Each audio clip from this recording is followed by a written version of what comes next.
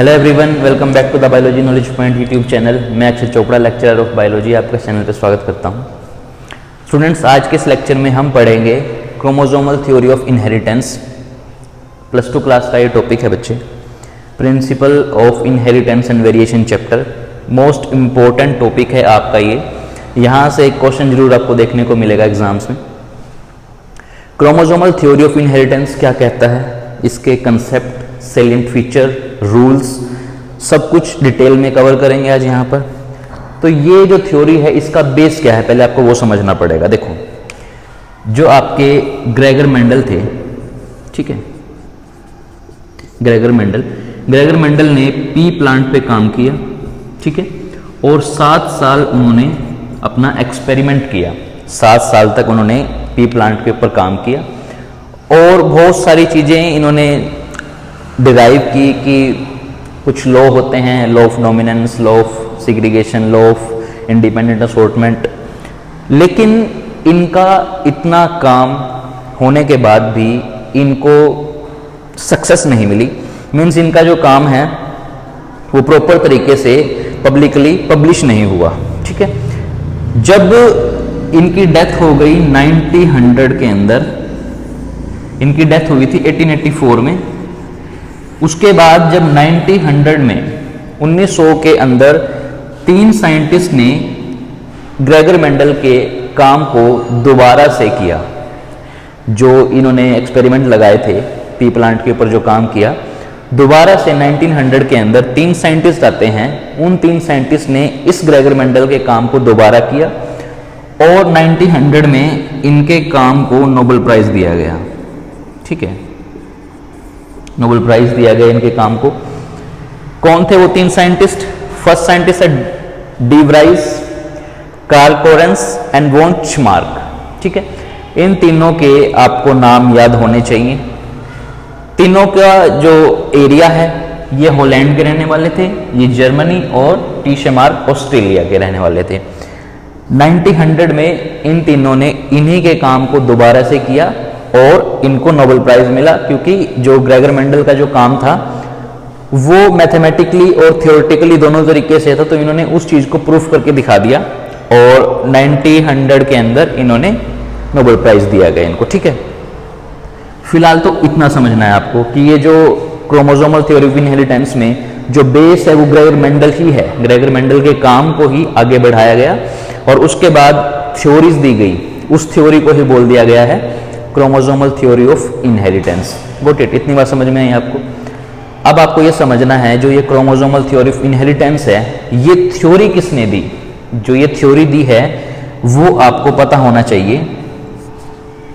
2 scientist थे यहाँ पर, सटन एंड बोवरी, और 1902 के अंदर ये थ्योरी पब्लिश हुई। 2 साइंटिस्ट ने ये थ्योरी दी, सटन एंड बोवरी। जल्दी से इसको लिखो, पूरा नाम लिख लो। Walter Sutton and Theodor Boveri. ये दोनों साइंटिस्ट के आपको नाम याद होना चाहिए अच्छे से इस थ्योरी के लिए। क्रोमोसोमल थ्योरी ऑफ इनहेरिटेंस किसके ऊपर बेस्ड है? ग्रेगर मेंडल के एक्सपेरिमेंट के ऊपर बेस्ड है। बट इस थ्योरी को दिया किसने है? Walter Sutton and Theodor Boveri. पूरा नाम आप याद कर सको तो अच्छी बात है, नहीं तो शटन एंड बोवरी तो याद कर ही लो। यहां पर आपका ईयर रहेगा 1902। 1902 के अंदर आपका Theodor Boveri and Walter Sutton chromosomal theory of inheritance को देते हैं। इसके बाद हम आगे चलेंगे। फिलहाल एक बार इसको लिख लो फटाफट आप।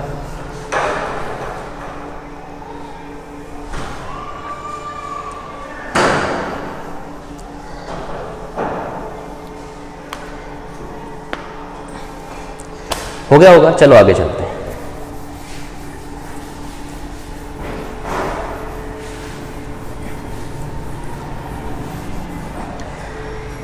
इसके बाद आपको समझना है कि इस थ्योरी के अंदर जो ये क्रोमोसोमल थ्योरी ऑफ इनहेरिटेंस है, इसके अंदर आपको 2 लॉ को इंप्लीमेंट करना पड़ेगा, 2 लॉ को समझना पड़ेगा। यहां पर एक है law of segregation law of segregation, और दूसरा लॉ है यहां पर लॉ ऑफ इंडिपेंडेंट असॉर्टमेंट,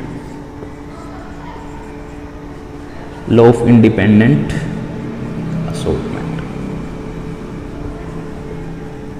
इस थ्योरी में आपको ये दोनों लॉ समझने पड़ेंगे, तभी आप इस थ्योरी को समझ पाओगे कि इस थ्योरी में कंटेंट क्या है। देखो अब ध्यान से सुनो।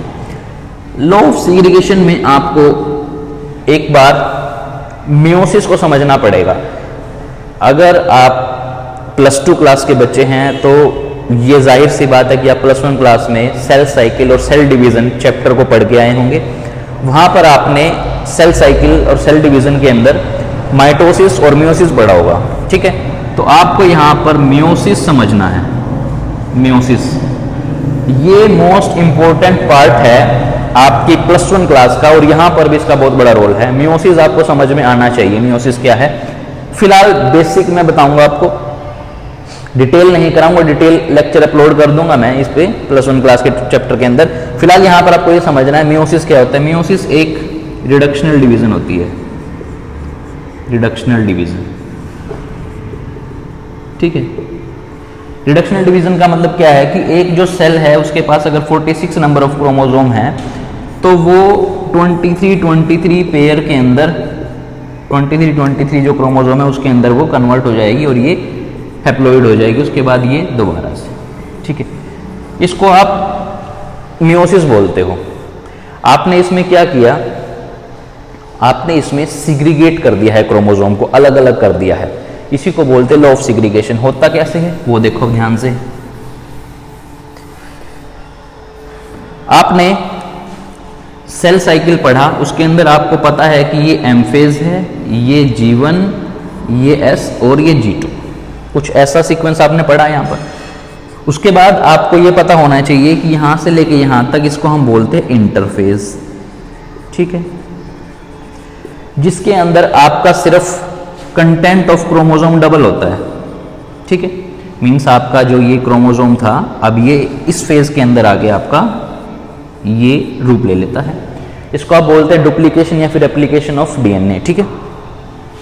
देन क्या होता है आपका मियोसिस फेज आता है, एम फेज, ठीक है। एम फेज के अंदर क्या होगा, 4 फेज होते हैं आपके, प्रोफेज, मेटाफेज, एनाफेज और telophase. Prophase, metaphase, anaphase and telophase. Prophase के अंदर आपका जो ये क्रोमेटिन मटेरियल था ये कंडेंस होना शुरू हो जाता है, क्रोमोसोम की शेप ले लेता है। मेटाफेज के अंदर आपका जो ये क्रोमोसोम है ये मेटाफेजिक प्लेट के बीच में आ जाता है, ऐसे इक्वेटोरियल प्लेट पे, ठीक है। देन यहाँ पर स्पिंडल फाइबर अटैच हो जाते हैं यहाँ पर, ठीक है। देन एनाफेज के अंदर क्या होगा, ये आपके जो क्रोमोसोम हैं ये अपने अपोजिट पोल पे चले जाते हैं, और देन टेलोफेज के अंदर ये आपकी 2 सेल में ऐसे क्रोमोसोम चले जाते हैं।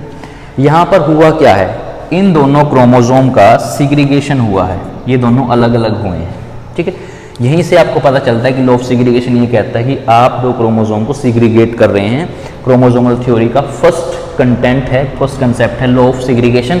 कैसे होता है, मियोसिस के अंदर रिडक्शनल डिवीजन होती है जिसमें आपका क्रोमोसोम सिग्रीगेट हो जाता है। This is the first concept of chromosomal theory of inheritance. इतनी बात समझ में आई आपको, जल्दी से इसको लिखो।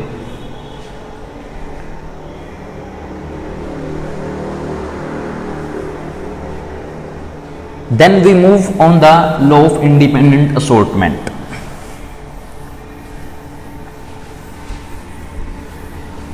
लॉ ऑफ इंडिपेंडेंट असॉर्टमेंट में बच्चे आप एग्जांपल लो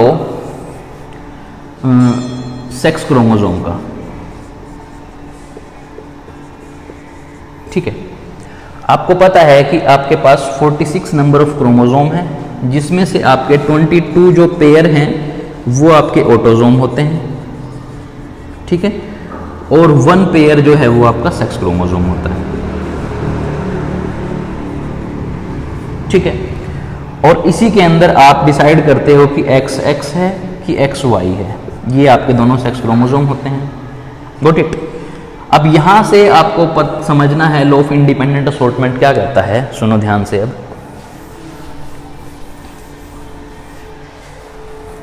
फॉर एग्जाम्पल ये है एक गर्ल, ठीक है, मदर से जो आए हैं ये फादर से आए हैं, ठीक है, क्रोमोसोम, ये मदर से, ये फादर से। आपको 11th क्लास में एक चीज़ समझाई गई थी कि एक रूल होता है इंडिपेंडेंट असॉर्टमेंट के लिए, जो मिक्सिंग हम कराते हैं उसमें क्रॉसिंग में आप एक रूल समझते हैं, नहीं समझा तो आज समझ लो। 13 23 14 24, ये क्या है इसको समझो जरा ध्यान से। 13 23 का मतलब ऐसे है कि पहले आप इनकी नंबरिंग कर लो, first, second, third and fourth, ठीक है, ऐसे आपने किया। पहला क्या नंबर है 13, पहले को तीसरे के साथ मिलाओ, क्या आया है यहाँ पर x और x, this is the girl, ये जो लड़की होगी, ये जो ऑफस्प्रिंग बनेगा ये लड़की होगी। उसके बाद सेकंड एंड थर्ड, सेकंड को थर्ड के साथ मिलाओ, क्या आया है x और x, ये भी लड़की है। फर्स्ट को 4 के साथ मिलाओ, ये मिला दिया आपने x और y, ये बॉय होगा। देन आप 24 को मिलाओ, 2 और 4, x और y। तो आपने देखा कि यहाँ पर जो आपका रेशियो निकल के आया है वो 50-50 आया है, ठीक है, 50-50 रेशियो निकल के आया है। आपका लॉ ऑफ इंडिपेंडेंट असॉर्टमेंट का मतलब ये है कि यहाँ से ये आ जाए और ये आ जाए, दोनों अपना अलग अलग रोल निभाएंगे। ऐसा कभी भी नहीं होगा कि सिर्फ एक ही पेरेंट से आपके क्रोमोसोम आ जाते हैं और वो मिक्सिंग करके ऑफस्प्रिंग बना, नो नो, इंडिपेंडेंट असॉर्टमेंट है, दोनों एक दूसरे के साथ मिलके ऑफस्प्रिंग को डिफाइन करेंगे कि वो लड़का होगा कि लड़की होगी। ये कहता है लॉ ऑफ इंडिपेंडेंट असॉर्टमेंट। इसको हम क्रोमोसोम के लिए भी समझेंगे, फिलहाल एग्जांपल के लिए मैंने ये समझा है, इसको जल्दी से लिख लो।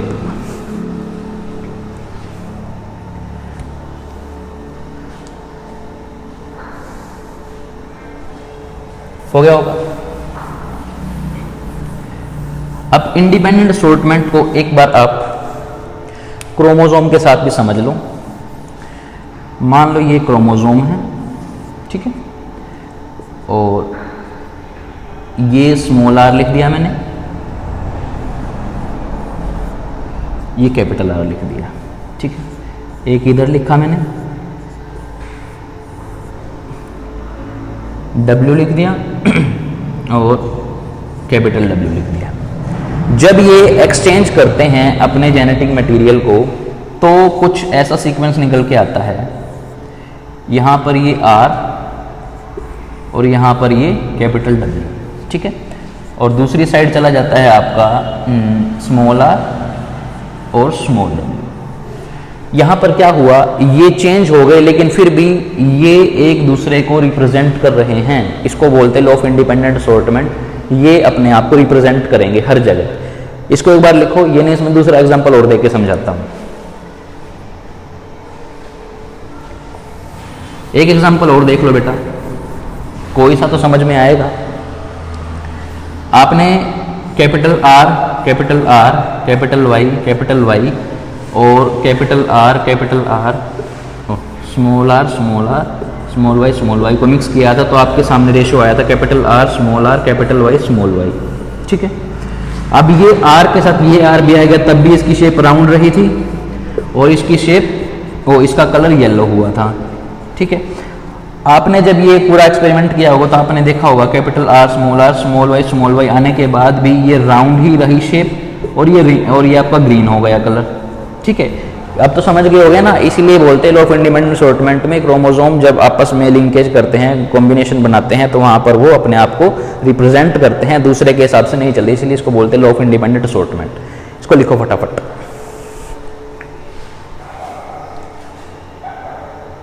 लिख लिया बच्चे, समझ में आ गया होगा आपको अब तो law of independent assortment, law of segregation क्या है। अब आगे चलते हैं। अब जो ये आप थ्योरी पढ़ रहे हैं इसमें मैंने आपको इतनी सारी चीज़ें बताई, मैंने आपको दो लॉ के हिसाब से चीज़ों को एक्सप्रेस किया, आपने उसको समझा। अभी हम इस थ्योरी के कुछ सेलिएंट फीचर की बात करेंगे।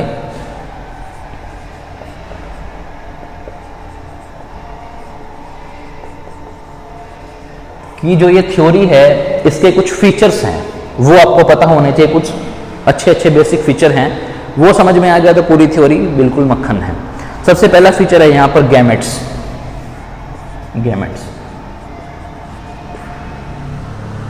आपको एक चीज पता है कि क्रोमोसोमल थ्योरी में मैंने आपको मियोसिस पढ़ाया, उसमें आपने क्या देखा, गैमेट्स देखे आपने। एक ओवम देखा, ओवा या फिर स्पर्म, इन्हीं को आप मिक्स करते हो। क्रोमोसोमल थ्योरी में आप क्रोमोसोम को जब मिक्सिंग कराते हो, क्रॉसिंग ओवर कराते हो, तो आप गैमेट को क्रॉसिंग ओवर कराते हो। ओवा यहाँ पर एग हो सकता है, ये भी एन होता है और ये भी एन होता है।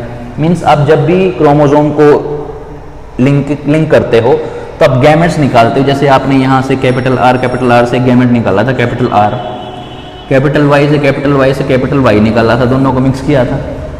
ऐसे ही आप यहाँ पर सेलेंट फीचर ये है कि क्रोमोसोमल थ्योरी में आपको गैमेट के बारे में पता होना चाहिए कि गैमेट क्या है। गैमेट क्या है, वहाँ से जब क्रोमोसोम से कोई चीज़ निकालते हैं वो गैमेट्स होता है। जैसे आप मेल का जो स्पर्म है वो मेल गैमेट है, वो क्या है, मेल गैमेट, और वो हैप्लॉइड नेचर का होता है। तो यहाँ से आपको फर्स्ट फीचर ये समझ में आए, क्रोमोसोमल थ्योरी का फर्स्ट फीचर ये है कि जो गैमेट होते हैं वो आपके हैप्लॉइड नेचर के ही होंगे इनटू द रिडक्शनल डिवीजन। ठीक है, लिखो इसको फटाफट। अगर यहाँ से थोड़ा सा और इसको हम देखें, मान लो ये एक बॉडी है, यहाँ से 46 नंबर ऑफ क्रोमोसोम है, तो इस बॉडी के अंदर मान लो हम ह्यूमन बीइंग है, तो हमारे अंदर जो 23 हैं और 23 हैं, तभी ये आपके 46 बने होंगे। तो ये 23 पैटर्नल है, मीन्स फादर से आए हैं, और ये 23 मदर से आए हैं, मैटरनल है। मीन्स दो टाइप के आपके गैमेट होते हैं, paternal gamete and the maternal gamete. Chromosome जो आए हैं, जो 23 मदर से आते हैं, 23 फादर से आते हैं। ये फर्स्ट फीचर है आपका क्रोमोसोमल थ्योरी ऑफ इनहेरिटेंस का। जल्दी से लिखो।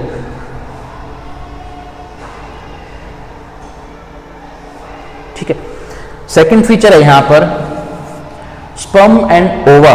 जो स्पर्म और ओवा है इस थ्योरी के अंदर वो इक्वली कंट्रीब्यूट करते हैं।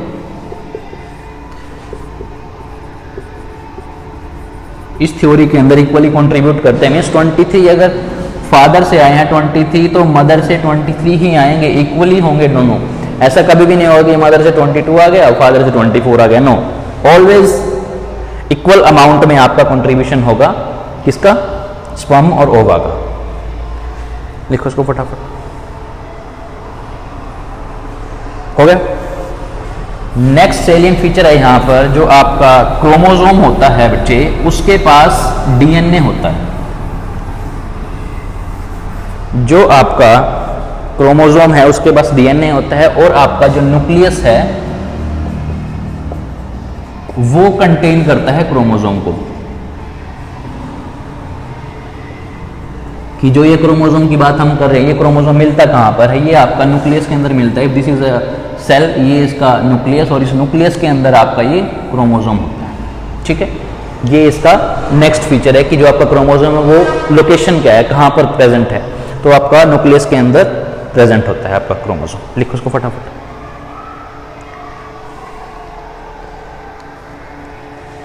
अब नेक्स्ट फीचर क्या कहता है कि जो भी आपके क्रोमोसोम है, जो भी जितने भी क्रोमोसोम है वो आपके पेयर्स में होंगे। पहली चीज तो पेयर्स में होंगे, और वो अपना डेफिनाइट रोल को प्ले करेंगे। डेफिनेट रोल जो है उसका वो प्ले करेंगे। मान लो कोई क्रोमोसोम है, दिस इज ए क्रोमोसोम, इस क्रोमोसोम के ऊपर ये जीन है, ठीक है, और ये जीन आपकी आई कलर के लिए रिस्पॉन्सिबल है, तो यहाँ पर ये जीन आई कलर के लिए ही रोल प्ले करेगी, किसी और चीज़ के लिए नहीं।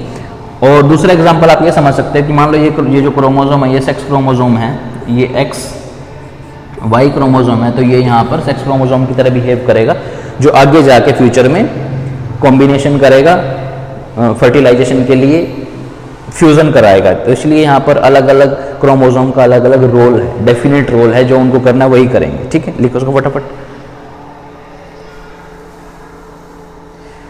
उसके बाद जो क्रोमोसोम की स्ट्रक्चर होती है और जो क्रोमोसोम की शेप होती है वो हमेशा कांस्टेंट रहती है। मीन्स जो इसकी स्ट्रक्चर है, जो शेप है, वो एक जैसी ही होगी। कभी भी ऐसा नहीं होगा कि क्रोमोसोम अगर ये एक्स क्रोमोसोम ऐसा है तो अगला एक्स क्रोमोसोम ऐसा हो जाएगा। नो, शेप हमेशा ऐसी ही रहेगी। स्ट्रक्चर और शेप ये कंटेन करके रखते हैं अपना थ्रू आउट द लाइफ।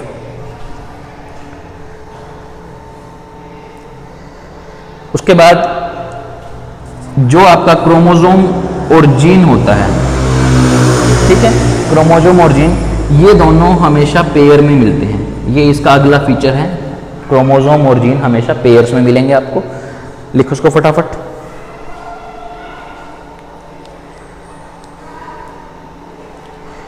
इतनी बात समझ में आई बच्चे? तो ये कुछ सेलेंट फीचर थे आपकी क्रोमोसोमल थ्योरी ऑफ इनहेरिटेंस के, ये आपको पता होना चाहिए। जल्दी से इसको एक बार लिख लो, फिर आगे चलते हैं।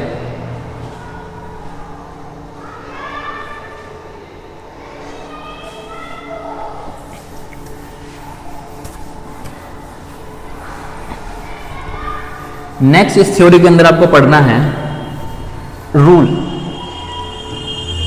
रूल क्या क्या लगेंगे इस थ्योरी के अंदर? देखो, दो रूल तो मैंने आपको बताए। एक तो है लॉ ऑफ सेग्रीगेशन,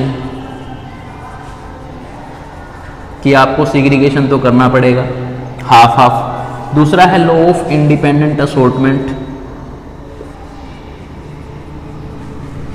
एक लॉ ऑफ इंडिपेंडेंट असॉर्टमेंट को फॉलो करेगा, एक लॉ ये हो गया। तो दो लॉ तो ये कंफर्म है, ये आपको समझ में भी आए होंगे। लॉ ऑफ सेग्रीगेशन क्या कहता है, लॉ ऑफ इंडिपेंडेंट असॉर्टमेंट क्या कहता है। इन रूल में अगर कोई दिक्कत है तो आप बोल देना, दोबारा से करा देंगे। फिलहाल लॉ ऑफ सेग्रीगेशन एक बार फिर से बता देता हूं। लॉ ऑफ सेग्रीगेशन का मतलब होता है सेग्रीगेट करना क्रोमोसोम को। इंडिपेंडेंट असॉर्टमेंट, हर क्रोमोसोम अपना जो उसका फंक्शन है वो अपने ऊपर ही डिपेंडेंट, दूसरे के ऊपर डिपेंडेंट नहीं रखता, कि उसके साथ कोई भी कॉम्बिनेशन में आ जाए वो अपना करैक्टर नहीं छोड़ेगा। ठीक है, ये है इंडिपेंडेंट असॉर्टमेंट। लिखो उसको फटाफट। नेक्स्ट यहां पर जो रूल है, रूल ये है कि जो क्रोमोसोम होते हैं, chromosomes are transferred from one generation to another. एक जनरेशन से दूसरी जनरेशन में क्रोमोसोम ही मूव करते हैं, ये आपको पता होना चाहिए। ये इसका नेक्स्ट रूल है कि क्रोमोसोम ट्रांसफर होंगे one generation to the another generation. जल्दी से इसको लिखो। नेक्स्ट रूल है यहां पर क्रोमोसोम रेप्लिकेट होंगे,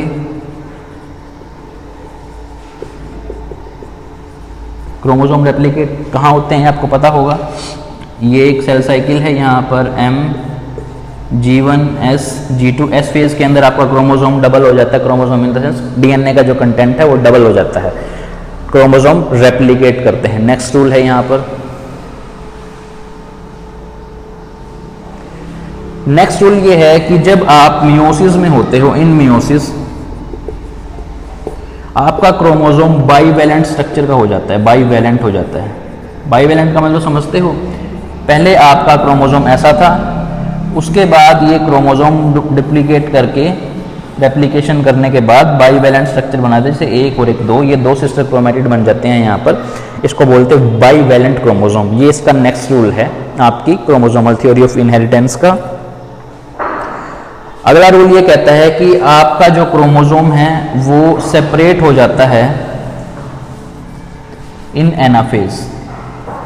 एनाफेज में वो सेग्रीगेट हो जाता है आपका क्रोमोसोम, किसमें? मियोसिस के अंदर।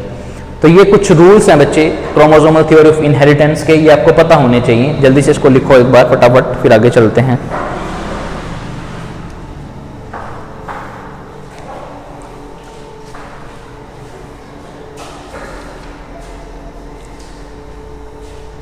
हो गया बच्चे? अभी इस पूरे कंसेप्ट को मैं एक बार रिपीट करता हूं। क्या हमने पढ़ा, क्या हमने सीखा? हमने आज सीखा है chromosomal theory of inheritance.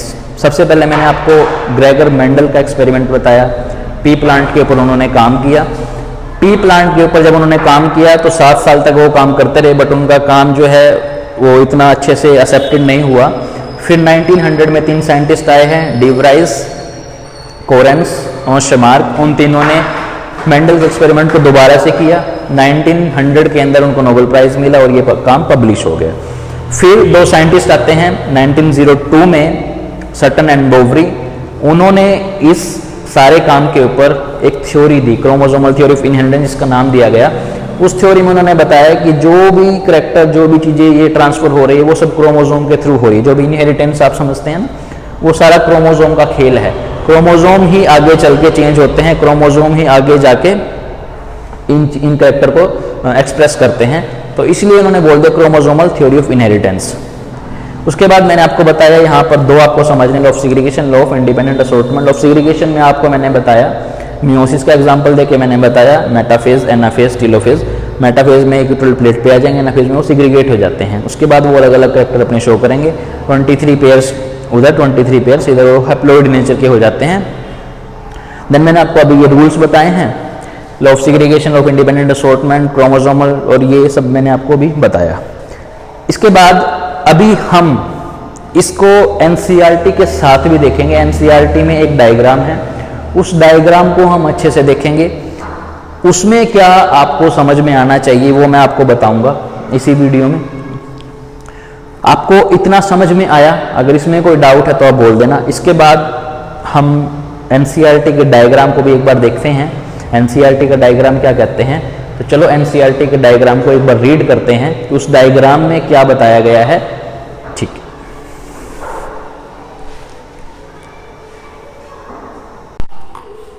Okay students, तो अभी हमने देखा क्रोमोसोमल थ्योरी ऑफ इनहेरिटेंस के अंदर कि आपको मैंने दो चीज़ें अभी बताई, law of segregation and law of independent assortment. तो ये जो फर्स्ट डायग्राम जो अभी आपके सामने है, तो ये है लॉ ऑफ सिग्रीगेशन, ठीक है।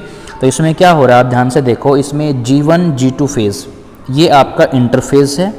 इंटरफेज़ में एक इसके बीच में एस फेज़ आता है जिसमें आपका क्रोमोसोम डबल होता है। इसके बाद यहाँ पर हुआ क्या, मियोसिस फर्स्ट के अंदर आपने इन दोनों क्रोमोसोम को मियोसिस फर्स्ट एनाफेज़ के अंदर क्या किया, इन दोनों क्रोमोसोम को आप सिग्रीगेट करने के लिए लेके आए हैं इस सेल के अंदर। देन आपने इन दोनों क्रोमोसोम को अलग अलग कर दिया, एक सेल से दो सेल बन चुकी हैं। आप यहाँ पर देख सकते हैं दोनों आपके जो क्रोमोसोम है वो जो सेल हैं अलग अलग हो चुकी हैं। उसके बाद मियोसिस सेकंड में एनाफेज के आने के बाद आपकी 4 जर्म सेल बन चुकी हैं। ये आपका मियोसिस सेकंड में हुआ है काम। तो यहाँ पर आपने किया क्या है बच्चे, यहाँ पर आपने इनको सिग्रीगेट कर दिया है। इसको बोलते हैं law of segregation according to the chromosomal theory of inheritance. यहाँ पर आप इनको ध्यान से देखोगे तो आपको यहाँ पर कुछ लेवल्स दिख रहे होंगे, G1 G2 meiosis first anaphase का, मियोसिस सेकंड एनाफेज और जर्म सेल, एक से आपने 4 सेल बना दी हैं। तो ये आपका रहेगा मियोसिस। और इसमें आपने पढ़ा है लॉ ऑफ सिग्रीगेशन, यहाँ से आप इसको कवर करेंगे। ये डायग्राम आपको अच्छे से आना चाहिए। इसमें कोई डाउट है तो आप कमेंट सेक्शन में ज़रूर लिखें। इस डायग्राम को स्टडी करना आपको आना चाहिए बच्चे। मैंने आपको बता दिया है कि यहाँ पर G1 और G2 आपको याद रखना है, इंटरफेस है यहाँ पर। देन आपका meiosis first anaphase, meiosis second anaphase, उसके बाद आपकी 4 सेल बनती है जर्म सेल जिनका प्लॉइडी लेवल होता है N। So this is all about the meiosis, जो कि आपके क्रोमोसोमल थ्योरी का पार्ट है जिसमें आपने सिग्रीगेशन को पढ़ा, सिग्रीगेशन को समझा इस डायग्राम की हेल्प से। इससे पहले मैं आपको उसमें लेक्चर में भी बता चुका हूँ कि ये आपने कैसे करना है। यहाँ पर आप सिग्रीगेट करते हो इन क्रोमोसोम को और आप एक सेल से 4 सेल बनाते हो, ये है आपका मियोसिस। उसके बाद हम पढ़ेंगे law of independent assortment. Law of independent assortment में आप देख रहे हो यहाँ पर आपके सामने दो पॉसिबिलिटी है, possibility first and possibility second. Possibility first में आप देख रहे हो कि जो मियोसिस एनाफेज है इसमें आपका कुछ भी एक्सचेंज नहीं हो रहा है, ठीक है। रेड के साथ ग्रीन है और आपका येलो के साथ रेड है और ऐसे ही ऐसे आगे चला जा रहा है, ठीक है, कंप्लीट। ये आपका प्रोबेबिलिटी फर्स्ट है, पॉसिबिलिटी फर्स्ट है। इसके बाद पॉसिबिलिटी सेकंड में आप देख रहे हो कि यहाँ पर एक्सचेंज हो जा रहे हैं, रेड के साथ रेड आ चुका है और येलो के साथ ग्रीन आ चुका है।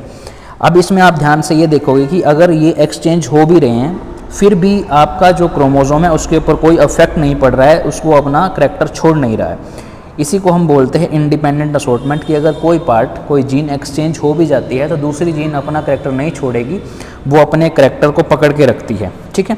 इसी को आप बोलते हैं law of independent assortment. Chromosomal theory of inheritance में आप यही सीखते हैं। पहले आप दोनों क्रोमोसोम को सिग्रीगेट करते हो, उससे पहले वाले डायग्राम में मैंने आपको सिग्रीगेशन करके दिखाया, और इस डायग्राम में आप लॉ ऑफ इंडिपेंडेंट असॉर्टमेंट करते हो। आपने जब सिग्रीगेट किया है इन क्रोमोसोम को, फिर भी जो क्रोमोसोम नया बना है, जो पहले से क्रोमोसोम था उसके अंदर जो जीन थी वो अभी भी वही चीज़ के लिए रिस्पॉन्सिबल है, इसमें कोई भी चेंज नहीं हुआ। इसी को आप बोलते हैं लॉ ऑफ इंडिपेंडेंट असॉर्टमेंट। तो ये आपके दो डायग्राम हैं, इसको आप अच्छे से देख लेना, आपको ये बनाने आने चाहिए। और अगर कोई डाउट है तो बच्चे आप कमेंट सेक्शन में लिखिए, मैं उसको क्लियर करूँगा। इस लेक्चर में फ़िलहाल के लिए इतना ही। अगर आपको चैनल्स पे जो वीडियो हैं वो अच्छी लगती हैं तो आप इस चैनल को सब्सक्राइब करें, शेयर करें अपने फ्रेंड्स के साथ। इस चैनल पे मैं आपको कंप्लीट 11th और 12th की NCERT प्लस नीट का सिलेबस अपलोड करूँगा। आप इस चैनल के साथ जुड़े रहें। कोई डाउट है तो आप ज़रूर कमेंट सेक्शन में लिखिए। आप इंस्टाग्राम पर भी मेरे को कॉन्टैक्ट कर सकते हैं, इंस्टाग्राम का लिंक वीडियो के डिस्क्रिप्शन में आपको मिल जाएगा। फ़िलहाल इस लेक्चर में इतना ही। Thank you so much.